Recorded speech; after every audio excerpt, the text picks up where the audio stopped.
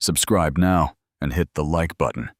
If you believe in second chances, comment below. What's the biggest betrayal you've ever witnessed? The fashion fiasco and the mysterious stranger. The muffled laughter and disdainful glances cut through the air like knives in the elegant ballroom. Sarah Miller, in her backless golden gown, felt every whisper as a stab as she stood alone amidst London's high society. Look at the poor thing. Where did she get that dress? She probably stitched it together from scraps, she overheard from a nearby table. Sarah clutched her handbag tightly, swallowing her tears. Her dress, designed and sewn by herself, now felt like it was burning her skin. She took a deep breath, reminding herself she had every right to be there, though every second felt like torture. Suddenly, a strange silence spread through the room. The gazes that had ridiculed her now turned towards the main entrance, and then she saw him. Daniel Hayes, imposing in his black suit, walked directly towards her, ignoring everyone. His blue eyes, as intense as the Scottish Sea, never left hers. Before Sarah could react, he took her face in his hands and kissed her passionately in front of everyone. Time froze. 3 weeks earlier, Sarah's life was completely different. At 28 years old, she worked tirelessly in her small workshop, located in the Hackney neighborhood of London. The place, barely larger than a cupboard, was filled with fabrics, threads, and sketches. "Sarah, I brought you a coffee. You've been sewing since 5 in the morning," Chloe, her friend, said, entering the workshop with 2 cardboard cups. "Thanks, Chloe. I have to finish this order for tomorrow," Sarah replied without looking up from the sewing machine. Chloe looked admiringly at the dress taking shape under her friend's skilled hands. "It's beautiful. You should be dressing celebrities, not mending clothes in this little corner." Sarah smiled tiredly. Her talent was undeniable, but the doors to the fashion world remained closed for a girl from East London with no contacts or important surname. "Someday, perhaps," she murmured. That afternoon, after delivering the order, Sarah took her shift at the Golden Corner Cafe, where she worked part-time to supplement her income. The place was almost empty when a man with dark hair and an impeccable suit entered, seeking refuge from the sudden rain. "A double espresso, please," he asked, lightly shaking his damp jacket. "Coming right up," Sarah replied. But as she turned, she tripped over a chair, spilling water onto the table where he had left some documents. "I am so sorry," she exclaimed, horrified, trying to salvage the papers. To her surprise, instead of getting annoyed, the man let out a laugh. "Don't worry, they were just incredibly boring reports I didn't want to read." He introduced himself as Daniel, and after insisting it was no problem, he invited her to sit down when her boss gave her a break. They talked for hours, as if they had known each other forever. "A designer? Show me something," he asked with genuine interest.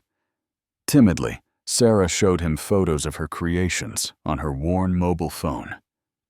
"You have incredible talent," Daniel said sincerely. "These pieces should be on runways." For the first time in a long time, Sarah felt someone truly saw her potential. The afternoon faded into laughter and confessions until Daniel's phone rang insistently. His face completely changed when he saw the screen. "I have to go," he said abruptly, leaving a 50 Palzer note on the table. "I'm sorry, it's a family emergency." Before Sarah could reply, Daniel had already walked out the door, taking with him the warmth he had brought. She stood there, staring at the empty space, wondering if she would ever see him again. A week later, as she was tidying her small workshop, someone knocked on the door. It was a messenger with an elegant envelope. "Miss Sarah Miller?" With trembling hands, Sarah opened the envelope. It was an invitation to the annual fashion gala at the Imperial Hotel, the most exclusive event of the year in the British fashion industry.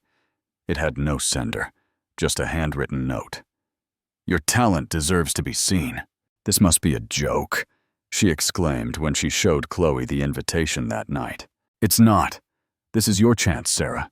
You have to go." "Are you mad?" "I don't know anyone there. Besides, what would I wear?" Chloe looked at her with determination. "That golden design you guard like treasure. It's time the world met Sarah Miller. What would you do if you received a mysterious invitation like this? Would you dare to go? Share your thoughts in the comments below. Don't forget to like this video and subscribe for more dramatic turns. The Gala's unveiling.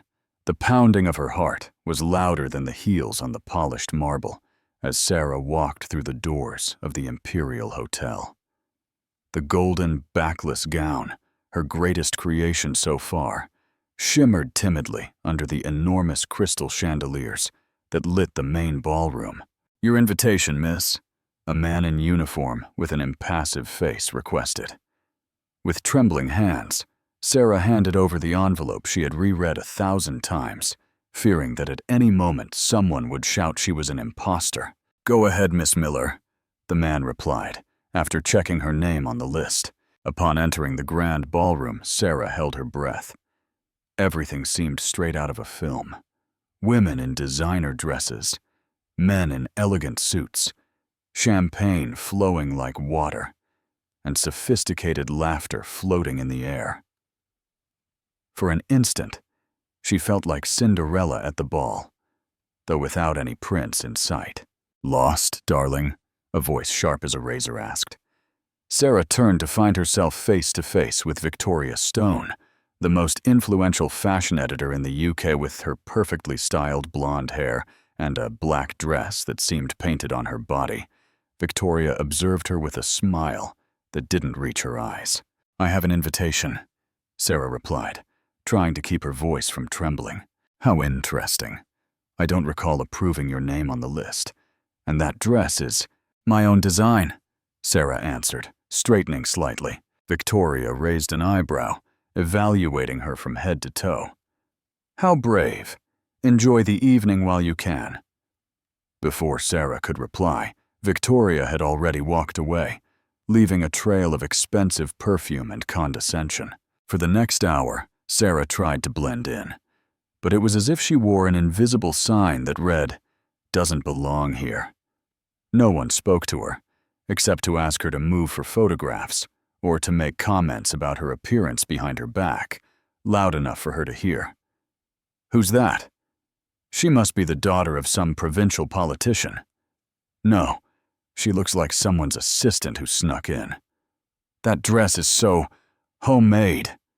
Every word was a needle piercing her skin. When dinner was announced, the real ordeal began. She was assigned to a nearly empty table in the furthest corner of the ballroom. "What a shame you came alone, dear," an elderly woman sitting next to her commented with false sympathy. "These galas aren't meant to be attended solo." Sarah barely tasted the elaborate salmon starter as she watched the tables filled with groups laughing and toasting. She felt lonelier than ever, surrounded by hundreds of people. It wasn't until she heard a nearby comment that she understood what was happening. The poor thing came alone. She couldn't even get a date for tonight. Heat rose to her cheeks as she tried to maintain her composure. She picked up her water glass with trembling hands, wishing she could disappear. An amplified voice announced the start of the charity auction. Sarah took advantage of the distraction to discreetly stand up, determined to leave. She had endured enough humiliation for one night.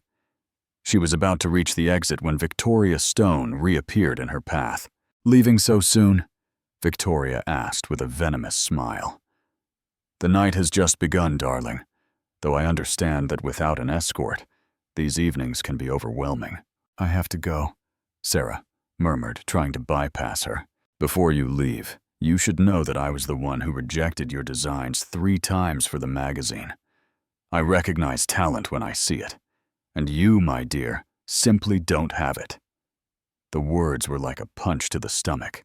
Sarah had sent her portfolios to Victoria's magazine for years, always receiving rejections without explanation. "You shouldn't be here among us," Victoria continued, her voice barely a whisper, so only Sarah could hear her. "Go back to your little workshop and accept reality." Sarah felt tears threatening to fall, but she refused to give her that satisfaction. Suddenly, a murmur ran through the ballroom, and all eyes turned towards the main entrance.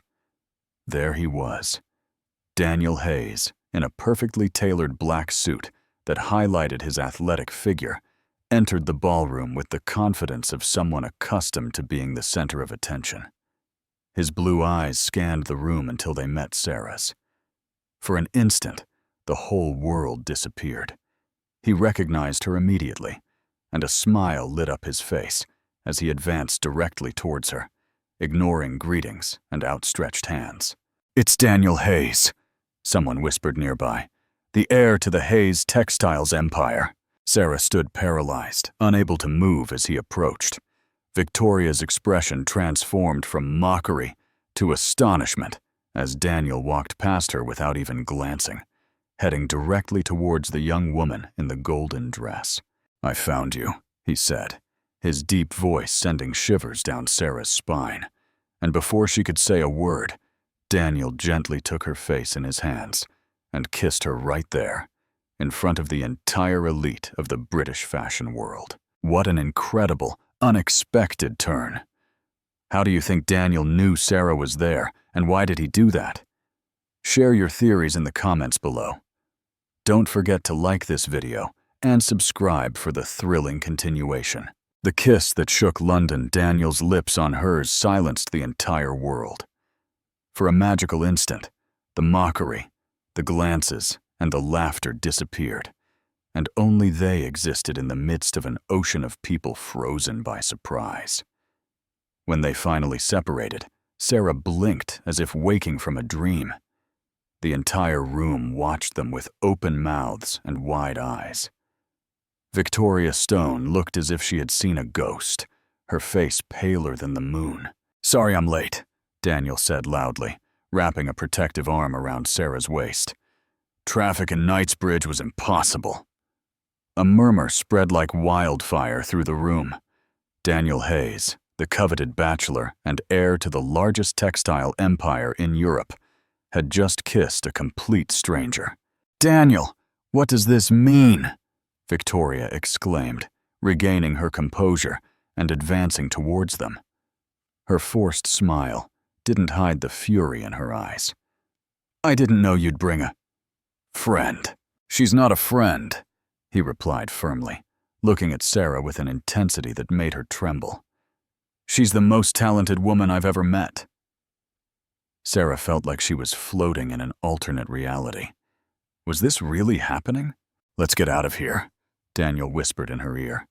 "Too many vultures." Without waiting for a reply, he guided her towards a side door that led to the hotel gardens. The night breeze hit her hot face as Daniel led her down a path lit by small lights. They stopped by a marble fountain, the sound of the water creating a sonic refuge that isolated them from the Gala's hustle and bustle. "Why did you do that?"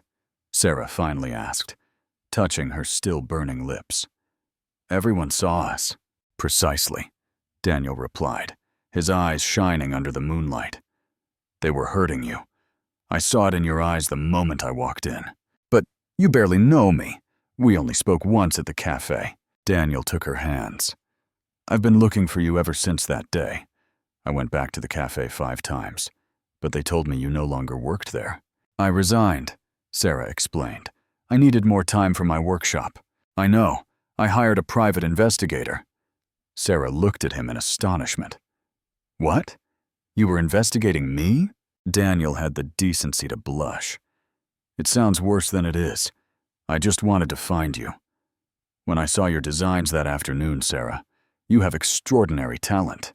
I've never seen anything like it." "You sent the invitation?" He nodded. "I wanted to see you shine in the place you deserve, though I didn't plan the grand entrance kiss," he added with a mischievous smile. "That was pure impulse after seeing you cornered by that viper Victoria." Sarah couldn't help but laugh, the tension slowly leaving her body. "Thank you for rescuing me." "I didn't rescue you," he corrected. "I just accelerated the inevitable. You were about to face her yourself. I saw it in your eyes."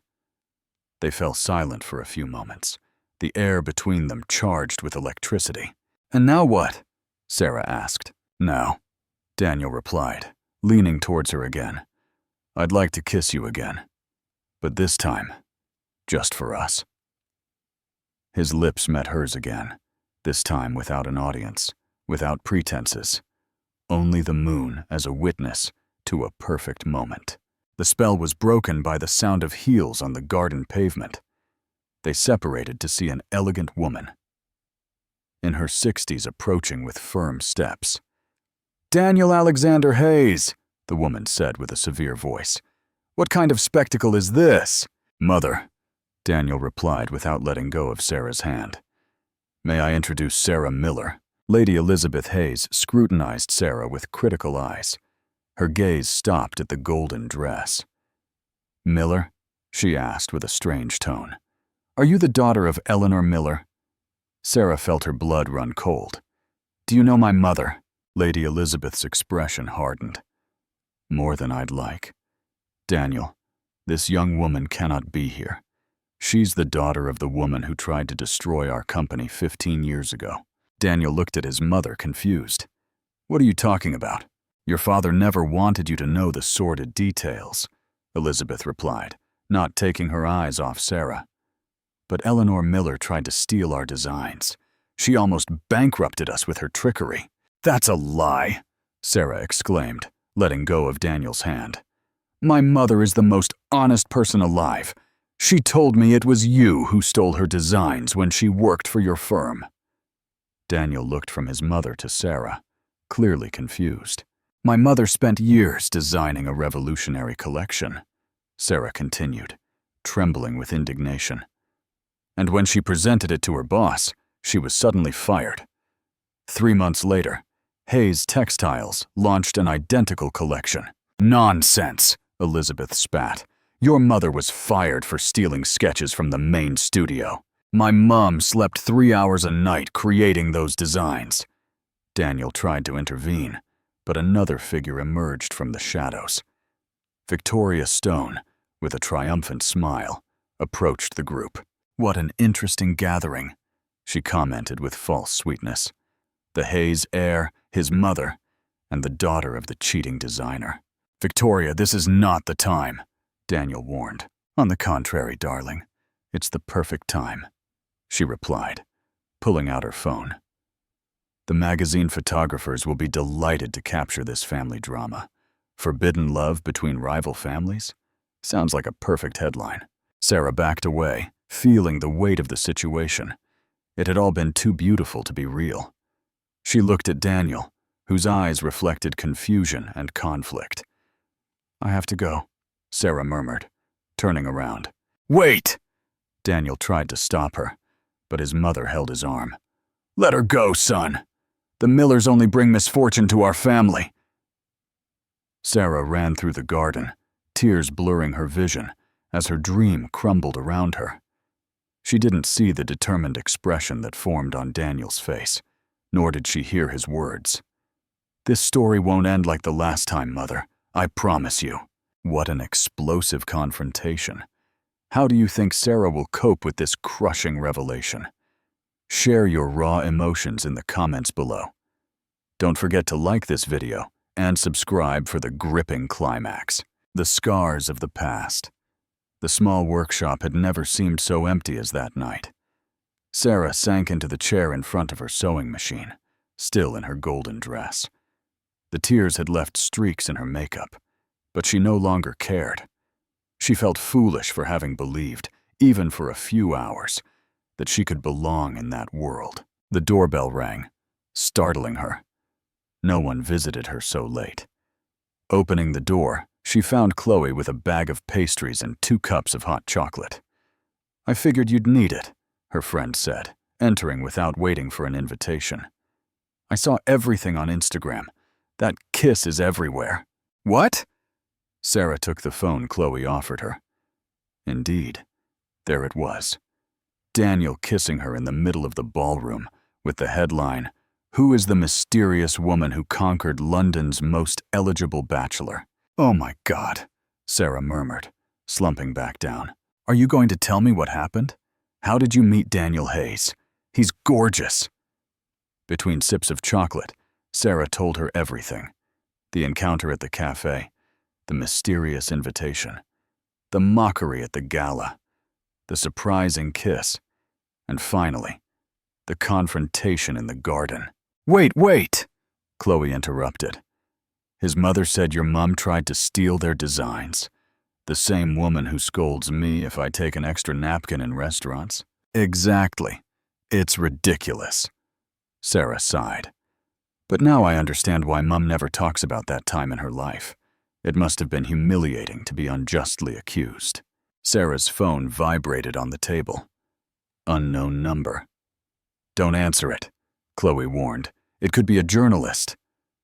But Sarah felt a strange need to answer. Hello? Sarah, it's Daniel. Her heart skipped a beat. How did you get my number? I had it from when I looked for you. Sorry for calling so late, but we need to talk. There's nothing to talk about. Your family thinks my mother is a thief. I don't care what they think. I believe in you. Chloe gesticulated wildly, wanting to know who was calling. Sarah motioned for her to be quiet. Daniel, I appreciate what you did tonight, but… Sarah took a deep breath. Our worlds are too different. Give me a chance. Let me see you tomorrow. Before she could reply, she heard Lady Elizabeth Hayes's voice in the background. Daniel, who are you talking to at this hour? I'll call you tomorrow, he whispered before hanging up. Chloe looked at her with wide eyes. Was that him? He wants to see you? Well, of course you're going to see him.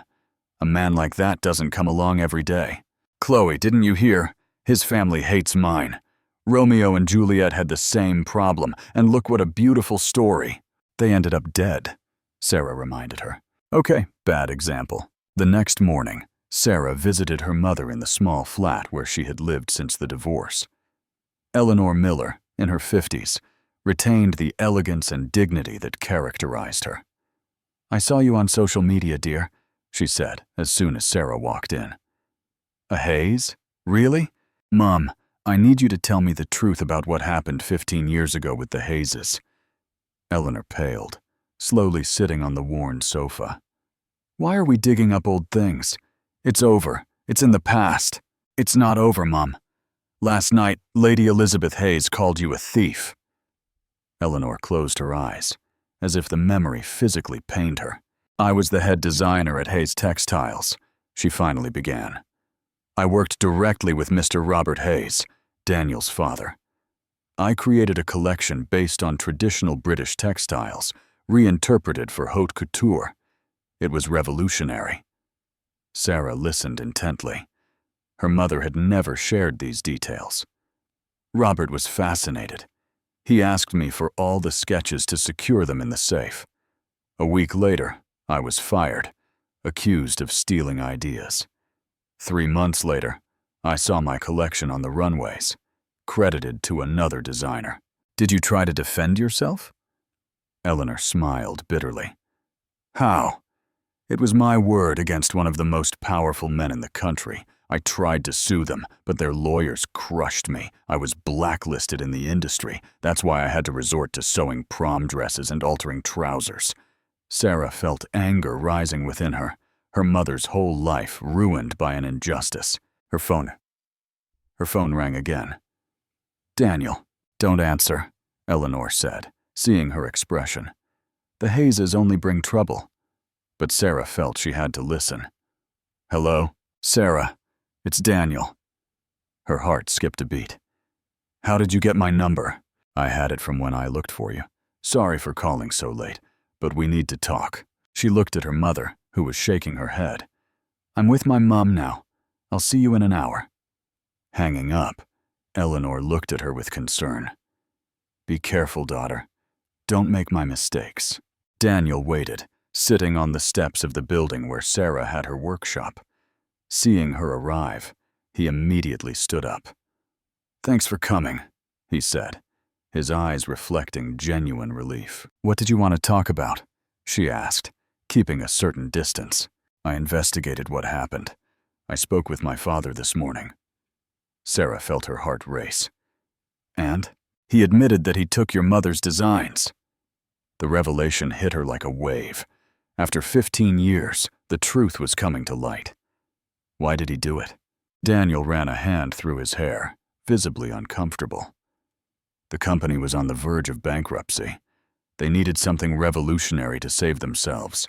Your mother presented that collection at the perfect time. So they just stole it? Yes, Daniel replied with obvious disgust.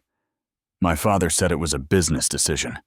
I tried to make him see the harm he caused, but he's blinded by his pride. They sat on the steps, shoulder to shoulder, processing the situation. My mother never recovered from that, Sarah confessed. She had as much talent as you, Daniel added, gently taking her hand. Sarah, I know we barely know each other, but I feel there's something special between us. I don't want the mistakes of the past to separate us. It's not that simple, Daniel. There's too much history, too much pain. Before he could reply, a black car pulled up in front of the building. Victoria Stone stepped out with a determined stride. How touching, she said with sarcasm. The Hayes Prince and Cinderella. What are you doing here, Victoria? Daniel asked coldly. I've come to speak with Miss Miller, alone. Daniel looked at Sarah, who nodded. It's all right. I can handle this. Reluctantly, Daniel moved a few meters away. Keeping them in sight, Victoria smiled smugly. I have a proposal for you, dear. My magazine is launching a competition for new designers. The winner will receive funding for their first collection and an internship in Paris. Sarah looked at her with distrust. And you're telling me this because I can guarantee you first place, Victoria replied, lowering her voice. With one condition, stay away from Daniel Hayes. Why do you care so much? The Hayeses are major partners in the magazine. Elizabeth is furious about last night and wants you to stay away from her son. If you accept, your career will take off as you always dreamed. If not, Victoria shrugged. Well, you saw what happened to your mother. The offer hung between them like sweet poison. Well, what do you choose? Your fairy tale love or the career you've always dreamed of? What an impossible choice. What do you think Sarah will decide? Love or career? Share your thoughts in the comments below. Don't forget to like this video and subscribe for the shocking climax. Stolen roots and rising phoenix. The needle went up and down rhythmically, piercing the fabric with mechanical precision. Sarah had spent the last 2 weeks locked in her workshop, channeling all her confusion and pain into a new collection. She barely ate, barely slept, just sewed. This isn't healthy, Chloe commented, placing a bag of food on the workbench. You haven't even gone out to see the sun. Sarah barely looked up from the intricate embroidery she was doing on a waistcoat. I have to finish this collection for the competition. The witch's competition? I can't believe you accepted her deal. I didn't exactly accept, Sarah replied, rubbing her tired eyes. I just told her I needed time to think. She paused. But you're right. I'm playing her game. The decision to temporarily distance herself from Daniel had been heartbreaking, but necessary. She needed to think clearly, without the intoxicating presence of his blue eyes clouding her judgment. Have you talked to him? Chloe asked, already knowing the answer. He's called every day. Sarah gestured towards her phone, where the screen showed 17 missed calls. He's also come to the workshop 3 times, and you've avoided him like a coward? I'm not a coward, Sarah protested. I'm protecting everyone. If Victoria makes good on her threat, no magazine will ever dare.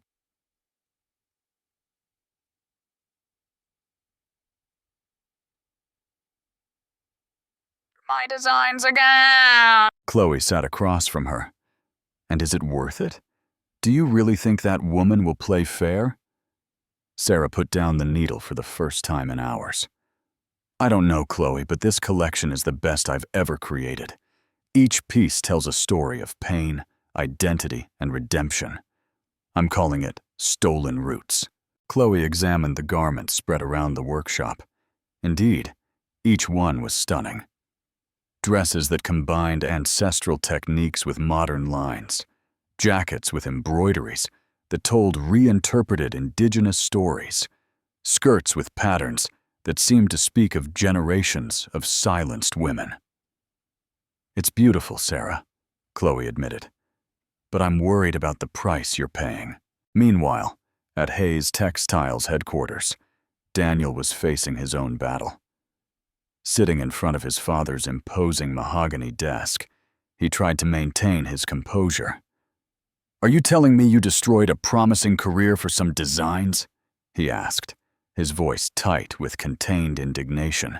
Robert Hayes, a 60-year-old man with silver hair and the hard gaze of someone who has made tough decisions all his life, observed his son with an impassive expression. "Was it the family business or some random designer?" he replied dryly. "I did what I had to do, and you never thought of acknowledging her work? Of compensating her? Business is business, son. It's not always clean." Daniel slammed his fist on the desk. "You ruined a woman's life, and now her daughter is suffering the consequences." Robert narrowed his eyes. "Ah, so that's it. The girl in the golden dress. Your mother told me about your little stunt at the gala. Her name is Sarah Miller, and she has more talent in one finger than many of the designers we hire." "Daniel," Robert sighed, "I understand you're attracted to her, but mixing business and pleasure never ends well. Besides, your mother already spoke with Victoria Stone to make sure that girl stays away from you." Daniel paled. "They did what?" "It's for your own good. You need to focus on the company, not on romantic adventures with the daughter of a resentful woman." Without a word, Daniel walked out of the office, frantically dialing Sarah's number as he headed to the lift. Once again, the call went straight to voicemail. Chloe had spent hours in the municipal library, reviewing old newspapers and digitized archives. Something in the story of the Hayeses and Eleanor Miller didn't add up. As a budding journalist, her instinct told her there was more to the story. "Excuse me," she asked the librarian, "do you have corporate archives from 15 years ago?" The woman led her to a section of microfilmed newspapers. "Here we have The Economist and the Financial Times from that period. Are you looking for anything specific?" "Information about Hayes Textiles, around 2010. After hours of tedious searching, something caught her attention. A small note about an employment lawsuit against Hayes Textiles, filed by Eleanor Miller. The note mentioned that Eleanor had presented as evidence a notebook with dated and signed sketches, but it mysteriously disappeared from the courthouse before the main hearing. "So there was evidence," Chloe murmured, photographing the article with her phone. Her next stop was the Judicial Archive, where, with some flirting and an invented story about a university investigation, she managed to access the case records. The lawsuit had been dismissed for lack of evidence, but in the transcripts, she found something intriguing: the name of a witness who never testified. George Harrison, former head of the legal department at Hayes Textiles. That same afternoon, Chloe knocked on the door of a modest house on the outskirts of the city. An elderly man, tired but dignified, greeted her cautiously. "Mr. Harrison, my name is Chloe Black. I'm investigating the case of Eleanor Miller against Hayes Textiles." The man paled. "That was many years ago." "I know, but the truth has no expiry date." After some resistance, Harrison invited her in.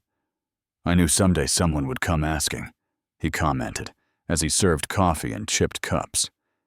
"You were going to testify in favor of Eleanor Miller," Chloe affirmed.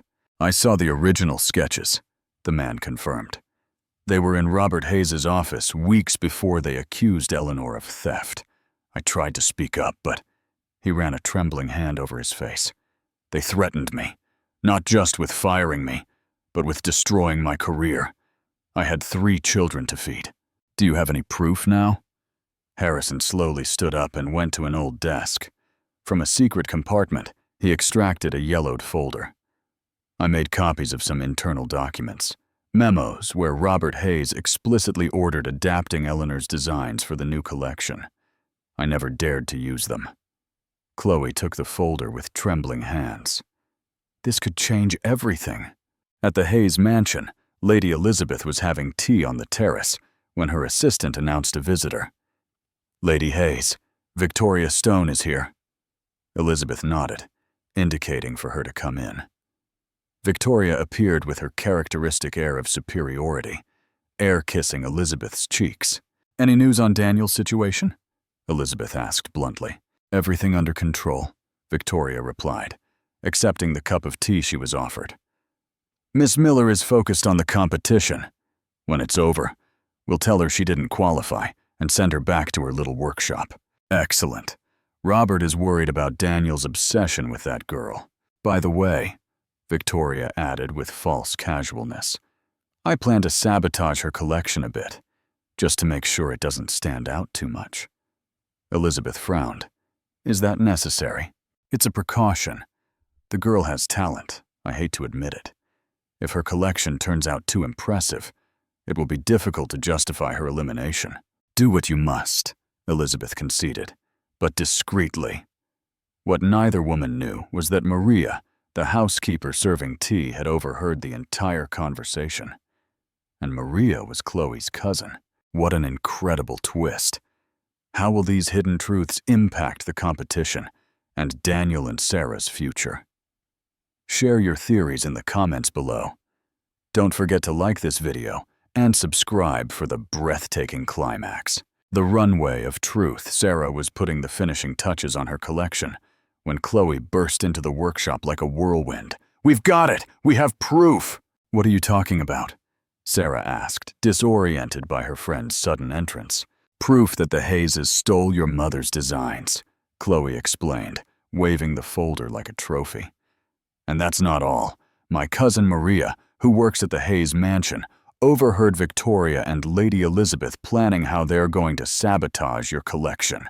Sarah slumped into a chair, overwhelmed by the information. "They're going to sabotage me? You never had a chance, Sarah. The competition is a sham to keep you away from Daniel." "I can't believe it," Sarah murmured, the pieces painfully clicking into place in her mind. Just then, the doorbell rang, interrupting her thoughts. Chloe peeked out the window. "Speaking of the devil, it's Daniel." "I can't talk to him now," Sarah said, looking at her workshop full of designs. "The delivery is tomorrow. I think you'll want to hear what he has to say," Chloe insisted, opening the door. Daniel entered like a storm, his face reflecting equal parts worry and determination. Seeing Sarah, he stopped dead. "You look terrible," he said honestly. Sarah let out a tired laugh. "Well, thanks. I haven't slept in days," Daniel confessed, approaching her. "You're not answering my calls. You won't let me see you. I was going crazy." "I've been busy," Sarah replied, gesturing to her collection. Daniel looked at the garments with genuine admiration. "It's impressive. But Sarah, you have to listen to me. Victoria and my mother are colluding to sabotage me," she completed. Daniel blinked. Surprised. "How did you know?" Chloe raised her hand. "I told her. I have my sources." "Then you know you never had a chance in that competition," Daniel said softly. "It was all a plan to separate us." Sarah felt tears threatening to fall. "Not just because of that, Daniel. I couldn't be near you knowing what your family did to mine." "I know," he replied, taking her hands. "And that's why I came. My father refuses to admit his mistake, but I am not my father." Daniel pulled out legal documents from his phone. "I'm preparing a lawsuit on behalf of the company against my own father for misappropriation of intellectual property. I want your mother to receive the recognition and compensation she deserves." Sarah looked at him, stunned. "You're suing your father? For my mother?" "For what's fair," he corrected. "And because I can't be part of a company built on lies." Chloe observed the scene with a smile. "And I thought Prince Charmings only existed in romantic comedies." Sarah's phone rang, interrupting the moment. It was a message from an unknown number with an attached image. Her designs, scattered on the workshop floor, stained with what looked like red ink. "What's this?" she asked, showing them the screen. Daniel and Chloe looked at the image horrified. "Someone's in your other workshop," Chloe said, "but we're here." Sarah suddenly understood. "My other workshop, the one I rent in Shoreditch for important deliveries." Without losing a second, the three ran out. Time was against them as a desperate plan began to form in Sarah's mind. "I have an idea," she said, as they got into Daniel's car. "But I'll need both your help." The convention center glittered under the city lights. Dozens of reporters and figures from the British fashion world crowded the entrance for the year's most anticipated event, the final of the New Promises of Design competition, organized by Victoria Stone's magazine. Inside, final preparations were underway. Models ran back and forth, makeup artists put on finishing touches, and nervous designers checked every detail of their collections. All except Sarah Miller, whose space remained eerily empty. "Where is Miss Miller?" one of the organizers asked, impatiently checking his watch. Victoria Stone, impeccable in a blood-red suit, smiled discreetly. "Perhaps she chickened out," she commented with false regret. "A shame. I was really hoping to see her collection." In the front row, Lady Elizabeth Hayes watched with a satisfied expression. According to the plan, Sarah would have found her collection destroyed the night before, too late to repair. No participation, no recognition, no Daniel. Problem solved. What neither woman expected to see was Robert Hayes entering the venue, with a somber expression and a manila envelope under his arm. "Robert," Elizabeth greeted with surprise. "You didn't mention you were coming." "We need to talk," he replied dryly, guiding her to a secluded corner. "Daniel filed a lawsuit against me. Against us, technically." "What? What are you talking about?" Robert handed her the envelope. "For misappropriation of intellectual property. The Eleanor Miller case, 2010. Elizabeth paled. "Impossible. That was buried years ago." "Apparently not deep enough," Robert grumbled. "He has documents, Elizabeth. Documents I thought were destroyed. And testimonies." That damn George Harrison finally spoke. "What does this mean for the company?" "It means we're in trouble. Daniel is threatening to make everything public if we don't acknowledge the crime and adequately compensate Eleanor Miller." Elizabeth clutched her chest. "Our own son is blackmailing us." "He calls it justice," Robert replied bitterly, and the worst part is he's right. While this conversation took place, the audience began to take their seats. The show was about to begin, and the master of ceremonies took the stage to welcome them. "Ladies and gentlemen, welcome to the grand final of New Promises of Design. Tonight, 5 talented designers will show us the future of British fashion." Victoria discreetly approached the organizer. "It'll be just 4, she whispered.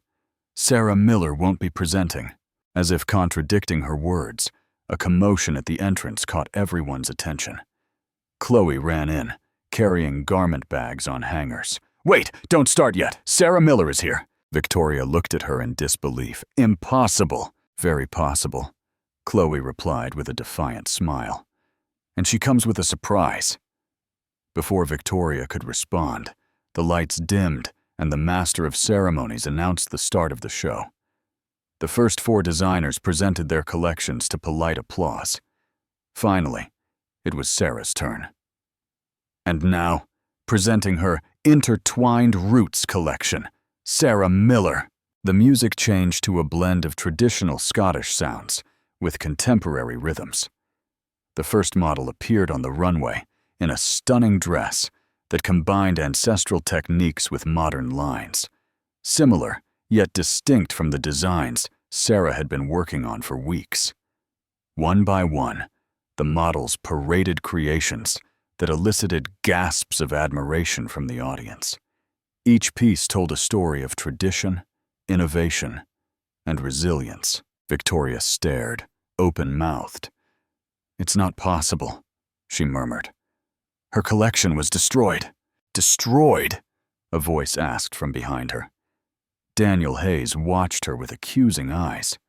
Do you know anything about that, Victoria? Before she could reply, the runway lit up completely for the finale. The models returned in a line, and behind them, to everyone's surprise, appeared Sarah and Eleanor Miller, hand in hand. The audience erupted in applause at the powerful image of mother and daughter wearing complementary designs that clearly represented two generations of talent. When the applause finally died down, Sarah took a microphone. Thank you all for being here tonight. This collection is special because it's not just mine. It's a collaboration with my mother, Eleanor Miller, a brilliant designer whose career was unjustly cut short 15 years ago when her designs were stolen. A murmur went through the audience. Last night, my original collection was vandalized, Sarah continued, her voice firm. Someone broke into my workshop and destroyed weeks of work. Victoria discreetly tried to back towards the exit, but Daniel blocked her path. However, Sarah continued, thanks to my mother, my friends, and a special person who believed in me, we were able to create something new in record time. This collection represents not only our talent, but our resilience against those who tried to silence us. Lady Elizabeth and Robert Hayes watched the scene with tense expressions, aware that many eyes in the room were now turning towards them. Finally, Sarah added, I want to announce that my mother and I are launching our own brand, Phoenix Threads, and our first project will be to dress women from disadvantaged communities for job interviews free of charge, combining their cultural roots with the demands of the professional world. The ovation was instantaneous and deafening. Journalists surged forward, cameras flashed, and the audience rose to its feet. In the midst of the chaos, Robert Hayes approached the stage with a determined stride. The audience fell silent as he climbed the steps to face Eleanor Miller. Eleanor, he said, his voice amplified by the microphone Sarah still held. It's been 15 years, but it's never too late to right a wrong. He turned to the audience. I, Robert Hayes, chairman of Hayes Textiles, publicly acknowledge that the designs for the British Roots collection of 2010 were created by Eleanor Miller. It was an unforgivable mistake that ruined the career of a great artist. Sarah and Eleanor looked at each other, stunned. No one expected this public confession. As compensation, Robert continued, Hayes Textiles will fully finance the new brand, Phoenix Threads, and grant Eleanor Miller the credit and royalties she is due for that collection. The audience erupted in applause again. Lady Elizabeth, from her seat, watched the scene with a mixture of horror and resignation.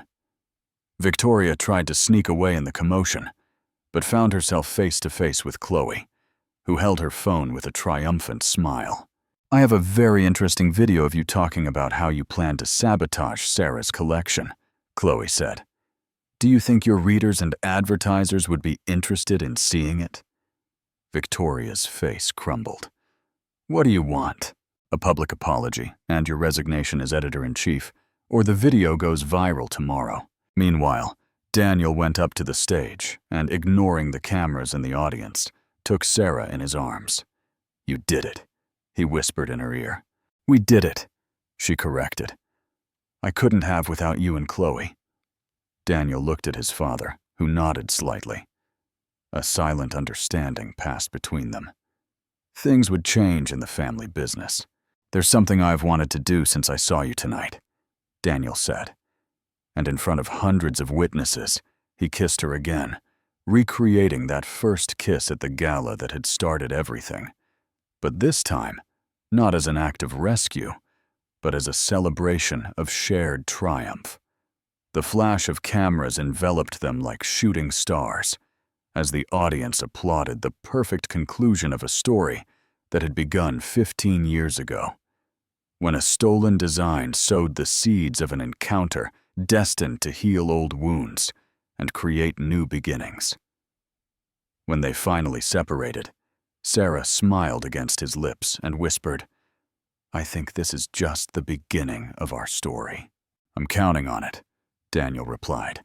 intertwining his fingers with hers. What an epic night. What was the most satisfying moment for you in this dramatic reveal? Share your excitement in the comments below. Don't forget to like this video and subscribe for the beautiful conclusion. Phoenix threads, a legacy of love. Every stitch, every design, every day. A year had passed since that memorable night at the convention center. The May sun filtered through the wide windows of the new design studio in Islington, illuminating walls covered with sketches, fabric samples, and framed photographs. Sarah adjusted the final details on a mannequin, precisely placing a pin in the delicate fabric. The Phoenix Threads brand had gone from a dream to one of the most talked about sensations in British fashion.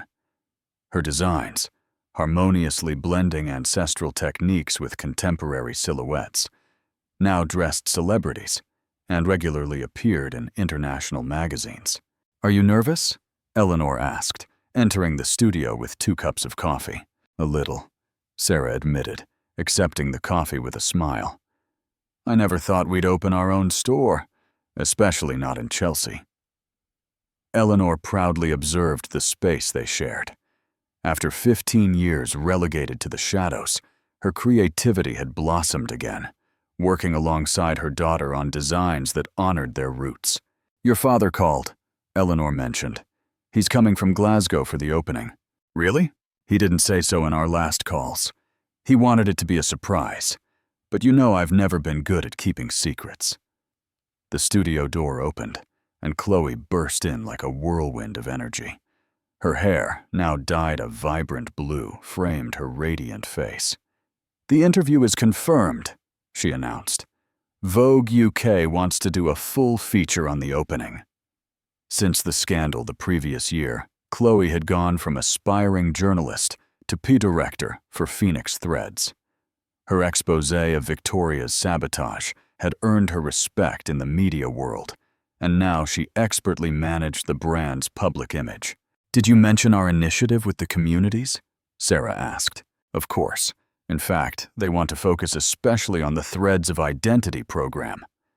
The program, partially funded by Hayes Textiles as part of the agreed compensation, had already trained over 100 women from disadvantaged communities in sewing and design techniques, preserving their traditional methods while opening doors for them in the modern industry. "Speaking of surprises," Chloe continued with a mischievous smile, "I just saw a certain handsome businessman entering the building with a bouquet of flowers he could barely carry."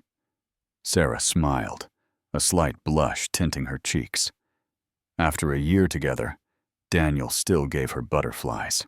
The door opened again, revealing Daniel with an impressive arrangement of sunflowers and red roses. His navy blue suit, less formal than the ones he used to wear when she met him, reflected the change he had experienced in recent months. "For the most talented designer in the UK," he said, handing her the flowers. "They're beautiful," Sarah replied, breathing in their scent. "But you didn't have to." "Of course I did," he interrupted with a soft kiss. "It's our anniversary, of when I first kissed you, remember?" "How could I forget? Everyone stared at us like we were aliens." Daniel laughed. It was worth every second of discomfort. Chloe and Eleanor exchanged knowing glances before discreetly retreating from the studio, leaving them alone. "How's everything at the firm?" Sarah asked, placing the flowers in a vase. Daniel sighed. "The transition hasn't been easy. Dad still resents some changes, but he's adapting. The new ethical production line is generating a lot of international interest." After the scandal, Daniel had taken a more prominent role at Hayes Textiles, implementing policies of transparency and fair collaboration with independent designers. The company, which for years had operated under questionable principles, was now gradually transforming into a model of responsible business. "And your mother?" "Surprisingly, she's taken it the best," Daniel replied with a smile. "In fact, she asked me to tell you she'll be arriving early for the opening. She wants to help with the final details." The reconciliation between Lady Elizabeth and Eleanor had been slow but steady. United by the undeniable love between their children, the former rivals had found common ground in their passion for fashion and their desire to support the next generation of designers. "I have another surprise," Daniel announced, pulling a small box from his pocket. Sarah's heart leaped. "Daniel, it's not what you think," he quickly clarified, opening the box to reveal a delicate golden brooch shaped like a vintage sewing machine. Or maybe it is, in a way. He took the brooch and carefully pinned it to Sarah's blazer lapel. "This brooch belonged to my grandmother, who was the true founder of Hayes Textiles, though few know it. She started by sewing in a small workshop, not unlike yours." "It's beautiful," Sarah murmured, touching the delicate piece. "There's something else," Daniel continued, taking her hands. "I've been thinking a lot about the future, about us." He guided Sarah to the window, from which they could see the bustling street, and across the way, an elegant Art Deco building. "See that building? The top-floor apartment is for sale. I thought it might be a good place for us, to start our life together." Sarah looked at him in surprise. "You're asking me to live together?" "I'm asking you for much more than that," he replied, now pulling a small velvet box from his pocket. "I'm asking you to build a life, a family, a legacy together." Opening the box, he revealed a beautiful ring with a central diamond surrounded by small colored stones that formed a pattern similar to the traditional embroideries Sarah loved so much. "I designed it thinking of your creations," Daniel explained. "Each stone represents a moment of our story." With tears in her eyes, Sarah extended her trembling hand. "Yes," she whispered. 1,000 times yes." Daniel slid the ring onto her finger and hugged her tightly, as if wanting to melt into her. At that moment, the door burst open, and Chloe poked her head in. "Sorry to interrupt, lovebirds, but there's a small crowd outside. Looks like someone leaked information about the opening, and fans, journalists, and even some international designers have arrived." Sarah and Daniel looked at each other, surprised and excited in equal measure.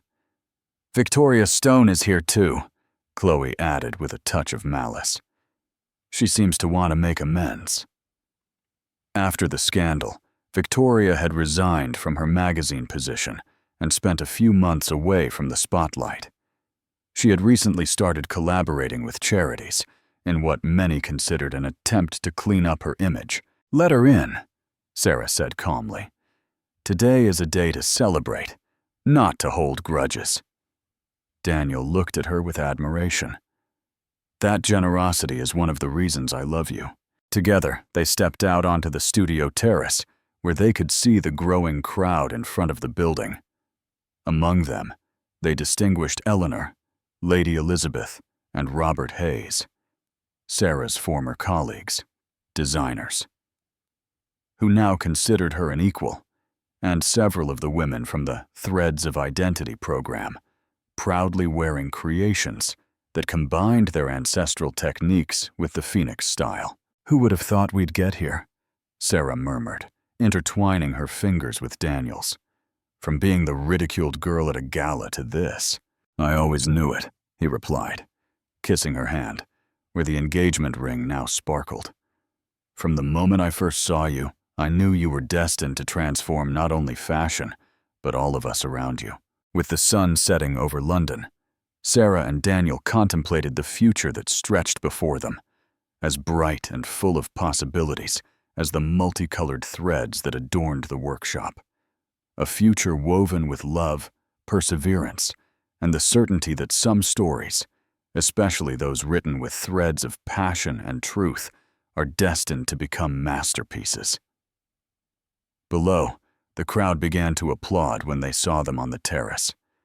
Sarah raised her hand, unconsciously showing the ring that caught a glint of the setting sun, a sparkle that promised new beginnings and happy ever-afters, woven thread by thread, day by day, into the tapestry of their intertwined lives.